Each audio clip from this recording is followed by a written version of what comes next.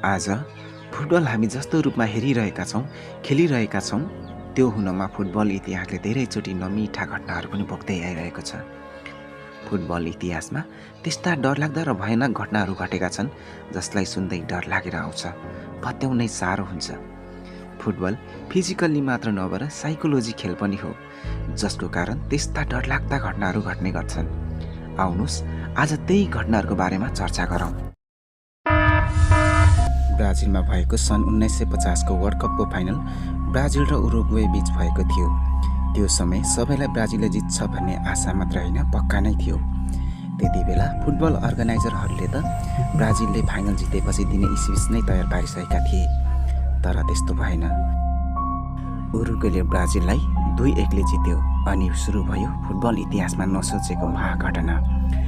कतिले त्यही म्याच सकिएपछि त्यही स्टेडियमबाट हाम फालेर मरे भने कतिले म्याच पश्चात आत्महत्या गरेर मरे, कति बाँचेकाहरू पनि डिप्रेसनका शिकार भए। त्यसैले यसलाई आजसम्म फुटबल इतिहासमा कालो दिन मानिन्छ। सन् 1964 मा पेरु र अर्जेन्टिना बीच भएको खेललाई मानवीय क्षतिले गर्दा यसलाई फुटबल इतिहासकै भयानक घटना मानिन्छ।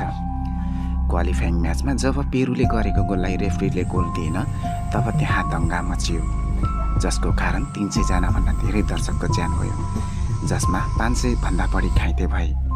ग्राउन्डमा हजारौं मानिस यत्रत्यत्र भएका थिए। यो घटना निकै डरलाग्दो थियो। यो घटनालाई फुटबल इतिहासमा स्टाडियो नेसनल स्टार भनेर चिनिन्छ। सन् 1994 को वर्ल्ड कपमा अर्को घटना घट्न पुग्यो, जुन घटनाको कारण फुटबल नै थियो, जसमा एक खेलाडीको हत्या गरिएको थियो। घटना यसरी भयो।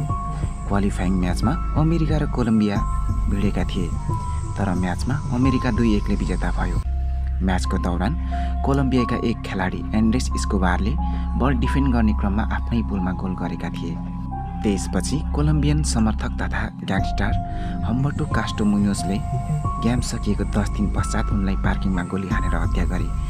ती ग्याङ्स्टर सम्झन्थे कि उनै खेलाडीले गर्दा कोलम्बिया वर्ल्ड कपबाट बाहिर हुन पुग्यो।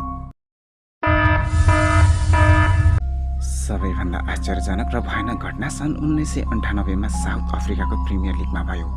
खेलको दौरान आकाशबाट आएको चट्याङ सबै खेलाडीमाथि खस्न पुग्यो। अचम्म त यसमा छ कि एक टिमका कुनै पनि खेलाडी मारिएनन्, तर अर्को टिमका सबै 11 खेलाडी मारिए। यो फुटबल इतिहासकै अनौठो र प्राकृतिक घटना हो, जुन निकै डरलाग्दो छ।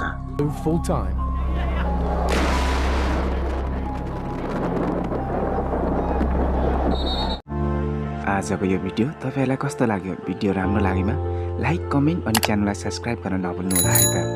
जय फुटबल।